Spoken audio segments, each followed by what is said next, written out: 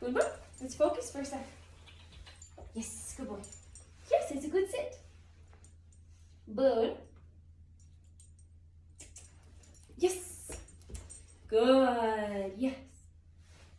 Take. Good. Good. Boone. Yes. Touch. Yes. Good. So for this little video segment, good boy, the things I want to stress are rewarding every time he looks at my face, makes eye contact, huge reward, and that could just be a big, good yes.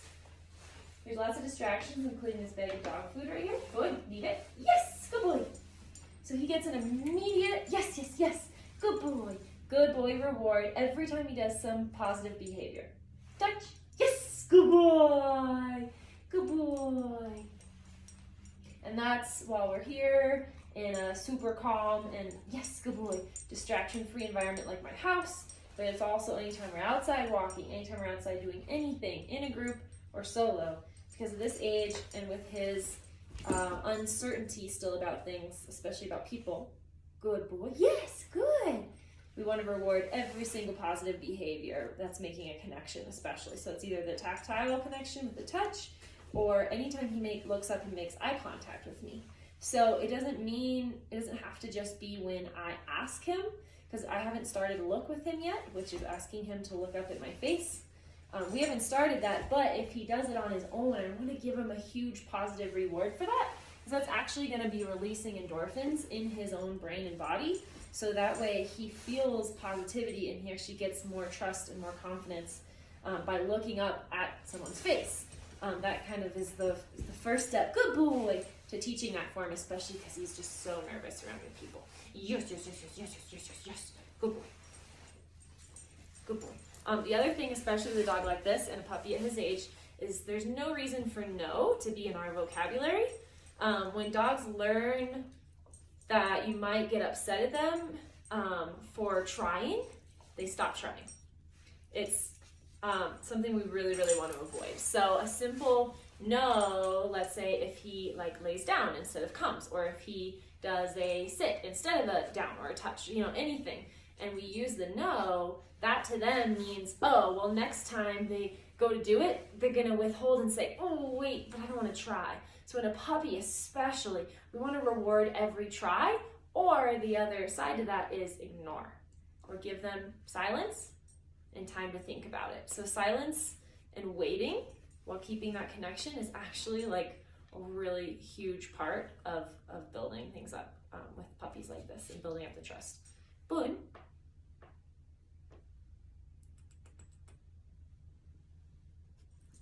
I'm working still with him on his name. So again, looking up at my face when I say his name.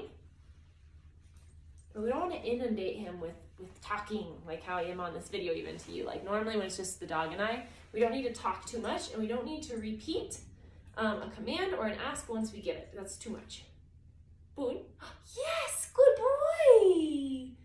I say his name one time, calmly. He made eye contact with me. Big reward for me. Big reward. Good job. If I say his name once, and he is off in his own world doing his own thing, if I say it again and again and again, by the time I say it 4 times, or come, his name or come or whatever, and he finally does it, well, guess what? The command is no longer come. The command is come here, come over here, Boone, right? So same thing. If you ask him to sit once and he's distracted, you need to reset and start again. If you say sit 4 times in a row, the command is no longer sit. It's sit, sit, sit, sit. Oh, you found a yummy thing on the floor.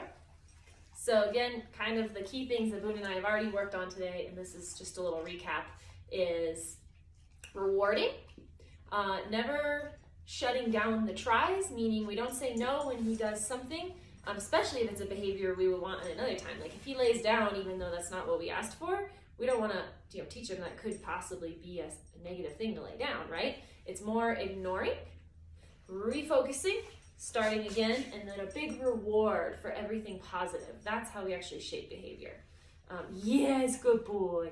Anytime that he looks up at my face, especially when I'm standing up, yeah, good boy. And we're on a walk, and I'm a lot taller than him, or his family's walking a lot taller than him, if he looks up to you and makes eye contact, big reward, right? But we haven't worked on the official command look yet. We're just rewarding when he looks up on his own. And then finally, the touch.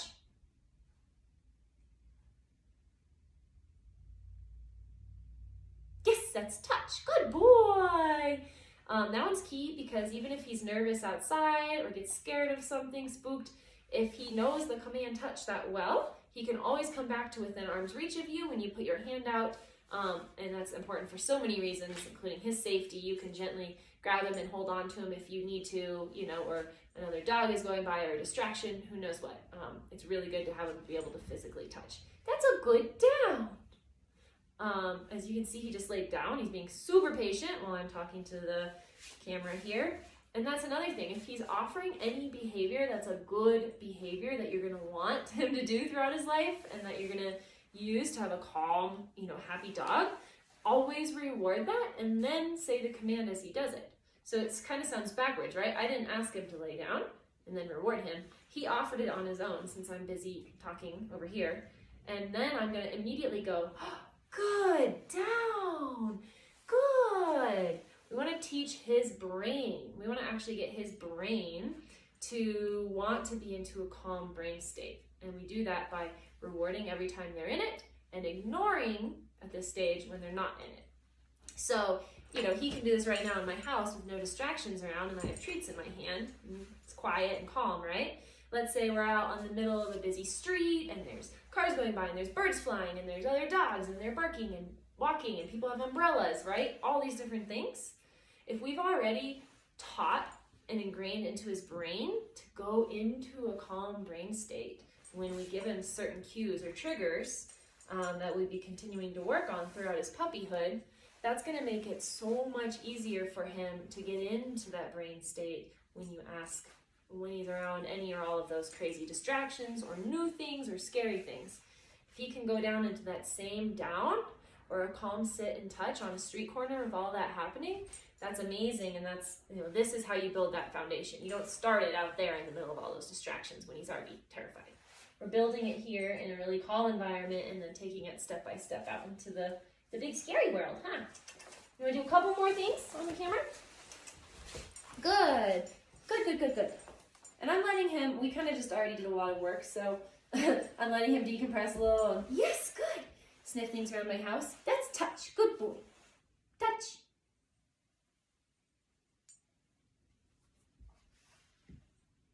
Yes, that's touch. Good boy. Again, hopefully that's visible enough on here. Here, will you face the other direction? Yes, good calm. Good job. I'm reinforcing, right? Once he does the thing, while he does the thing, I'm clearly saying the same word. I'm using the same word, and I'm repeating it and reinforcing it as positive. So if he comes, I'm saying, good, calm, reward. Not using multiple words for the same things. I'm keeping it really concise. And then the same thing, everyone in his family would need to use the same word at this stage for the same thing, so it doesn't get confusing. Good down, good boy. Boone, ready? Okay, come. Yes, it's a good calm. And if he offers with extra excitement and enthusiasm, offer that back to him.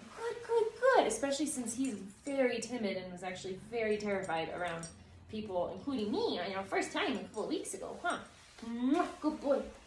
We really want to reward his excitement to work with us. So I want to show the touch again from this side angle if I can get him to. Good. You sit? Yes, that's it. Good boy. Good boy.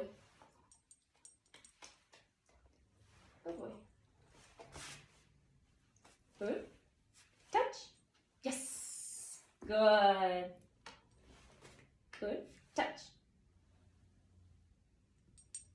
Yes, that's touch. Good boy. That was the example I wanted him to do, to show. So you can see I got his attention, yes, by using his name. Good boy. You want to make sure, first of all, you have their focus. If they're staring off or trying to leave and you're asking for a command, well, you're not setting your puppy up for success. And all of this, good boy, especially as a puppy, is setting them up for success. Good. Touch. Yes.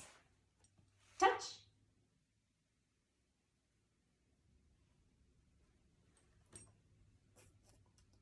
Yes. Good. So I'm not giving him a treat after those two, and he's kind of confused about why, and he wonders if he maybe gave the wrong answer because he didn't get an immediate treat. So that was the other thing I wanted to show, how important it is at this stage to immediately reward every single time with puppies like this. And then as they get used to it more and more, then that's when we start doing maybe 2 or 3 things before giving the reward, or asking for them to do something for a little longer, a few seconds longer before you give the reward. Good job, good job. So that's kind of the examples I wanted to show, how he gets like kind of confused and wandery when I even just do 2 things in a row with just a yes, but no big reward, because at this stage his brain absolutely needs that consistency. And then the other thing that just happened that I want to show again, touch. Yes, good touch. Not that, that was perfect. Good. Touch.